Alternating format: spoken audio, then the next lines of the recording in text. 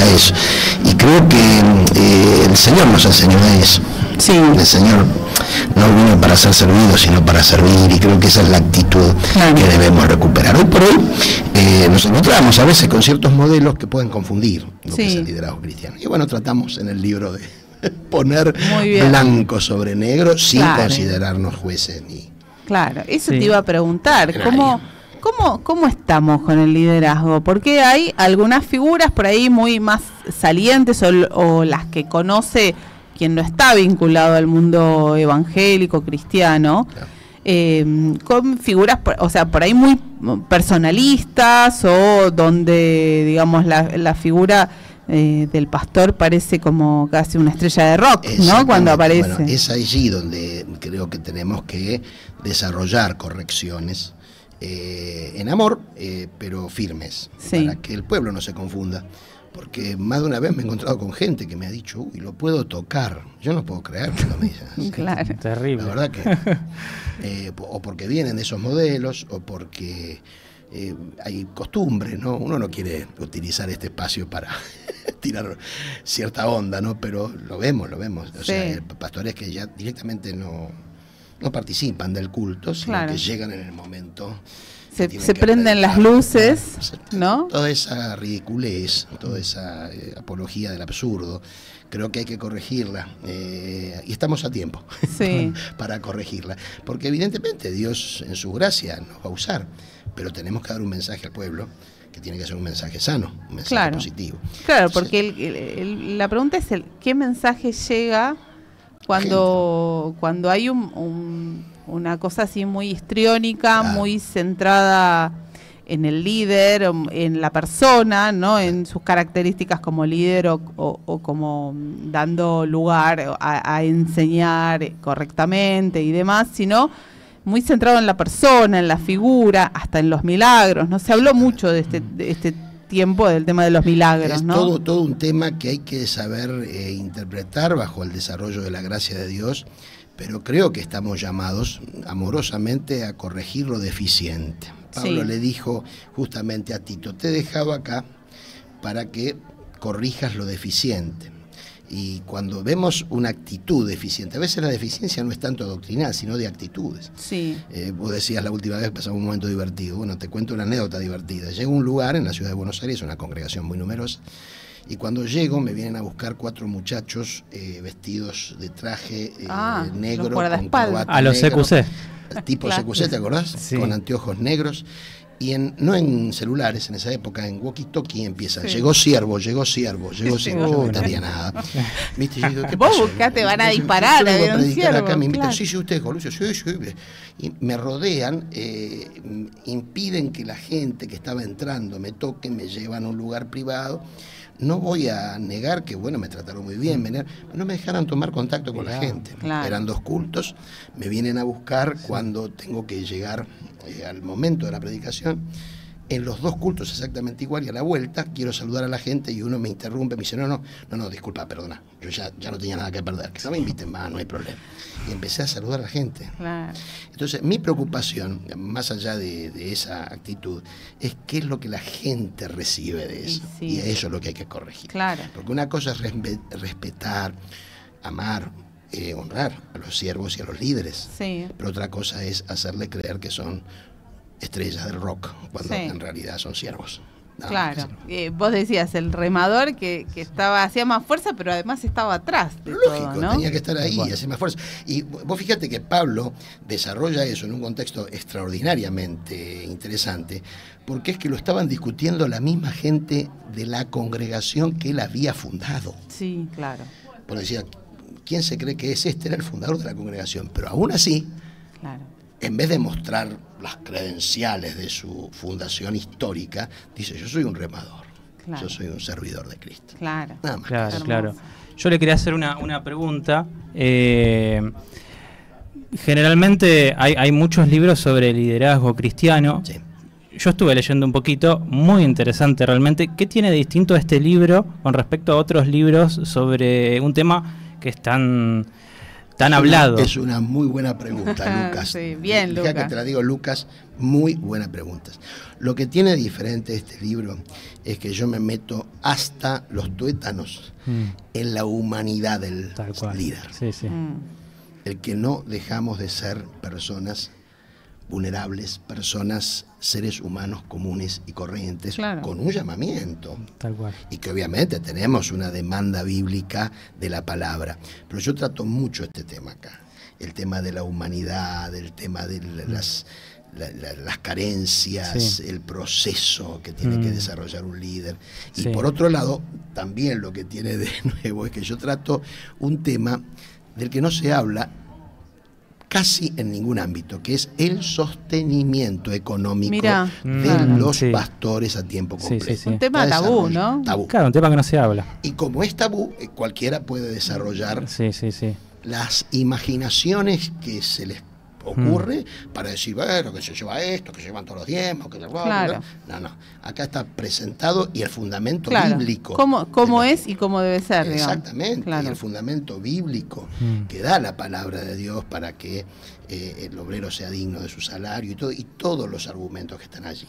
Sí. Creo que ese es el aporte. Sí. Y es cierto, tenemos muchísimo material de liderazgo y por supuesto están escritos por gente que yo no le llego ni a los tobillos, pero esto es más que nada un vuelco de estos 40 años de experiencia pastoral que fueron los que me enseñaron también a mí también. Claro, y voy un poco a esta historia, otro libro por el que también te hemos preguntado, que acá lo leyó mucha gente, Calecita de la Fe, ¿no? Donde por ahí vemos mucha gente recorriendo distintas iglesias buscando, parece como que el líder, incluso el pastor, se convirtiera como en una especie de amenity de una iglesia que ofrece distintas, el bautisterio calefaccionado, tiene aire acondicionado, mejor equipo de sonido y bueno, el líder, el pastor que parece un líder carismático. Evangelina, que fue Charles Colson, el famoso ex secretario de Estado de los Estados Unidos en el Watergate en 1974, más de 50 años, que después se entrega a Cristo, que escribió un libro que se llama El Cuerpo. Y él pone una ilustración que a mí son creyentes McDonald's, le llama a ellos, creyentes de franquicia de comida rápida. Claro. Que como no están plantados en una comunidad de fe con todo lo que eso significa, van por el combo. ¿Cuál es el combo de esta iglesia? Adoración más ministerio de jóvenes más niños. Me gusta este combo, lo compro. Pero después aparece otra comunidad de fe que da niños, jóvenes, adoración y un ministerio misionero. Y así. Claro. Entonces, eso es de una cultura como la que lamentablemente estamos viendo a nivel secular. Una cultura post personalista, o sea, hiperpersonalista, con mucho deseo de que me satisfagan a mí, y eso generalmente produce ese tipo de cambio y todo. Y ahí también entramos en el liderazgo, porque el liderazgo allí tiene que esforzarse por tratar de cubrir las demandas del consumidor. Claro, totalmente. Y en vez del reino de Dios estamos hablando de mercado acá. Claro, un poco, estamos hablando de economía. Esto es un problema, claro. Una cosa es el mercado, otra cosa es el reino, que es la discusión que estamos teniendo en estos días. En estos días tenemos que entender de que Jesús no es ni derecha ni de izquierda, Jesús es el reino. Mi reino no es de este mundo. Si no entendemos eso, vamos a tener problemas. Claro, completamente. Hablaba hace unos días con Fortunato Malimachi, es un sociólogo que investiga temas de religión, escribió mucho sobre los evangélicos, y yo le preguntaba y me decía, no, la verdad es que este intercambio, esta calecita de iglesias es mucho más frecuente porque la fe hoy está como más ligada a...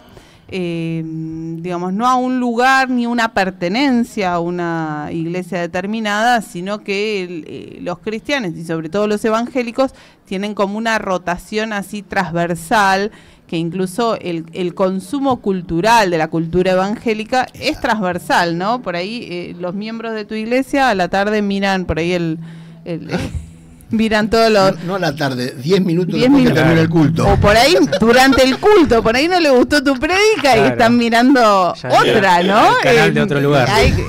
On demand es, Totalmente. ¿no? Y un poco como que el pastor se tiene que adaptar o sea, hay una cuestión de una realidad y hay un punto donde deberá ser difícil decir, bueno, ¿hasta dónde, no? Por supuesto, lo más importante acá es entender que en su gracia y en la multiforme gracia de Dios, Él nos dio esa diversidad y características a nivel de las comunidades de fe. Pero hay que enseñarle a la gente amorosamente y desde el punto de vista de la palabra a plantarse en un lugar. Claro. A plantarse en un lugar.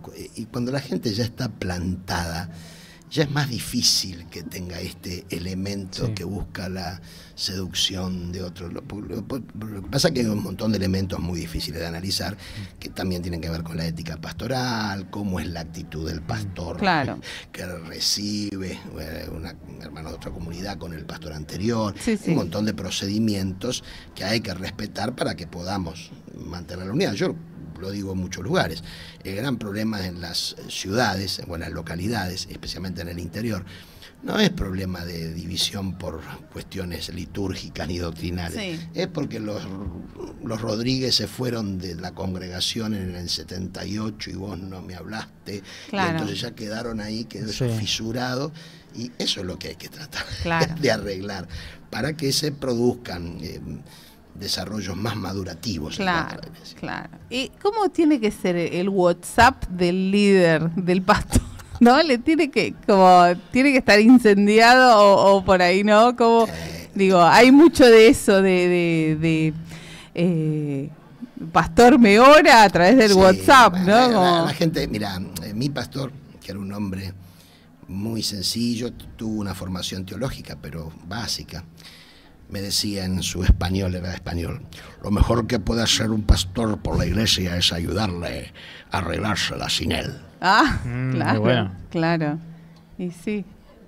Porque también hay personalidades, y eso tiene que más ver con la salud psicoemocional que con la teología, de pastores que necesitan que la gente esté dependiente. Claro, ¿cómo no me consultaste? ¿Cómo no me preguntaste? No. Guiarlos, que maduren. ¿Por qué le llamamos a nuestras comunidad? Común unidad. Este es un concepto que desarrolla muy bien, perdona que te promueva otro libro. Dale. María José Hoff, La valentía de los vulnerables. Nosotros necesitamos de la común humanidad, la comunidad de fe. La común unidad cristiana, como no un nombre de una denominación, sino como una realidad. Ahora, eso no quiere decir que generemos gente que tengan tanta dependencia del liderazgo. Claro, completamente.